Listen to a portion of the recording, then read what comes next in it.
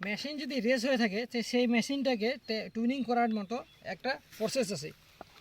এই যে দুইটা ফুটা আছে, সরু স্ক্রুড্রাইভার দিয়ে এখান থেকে টুইনিং করা যায়।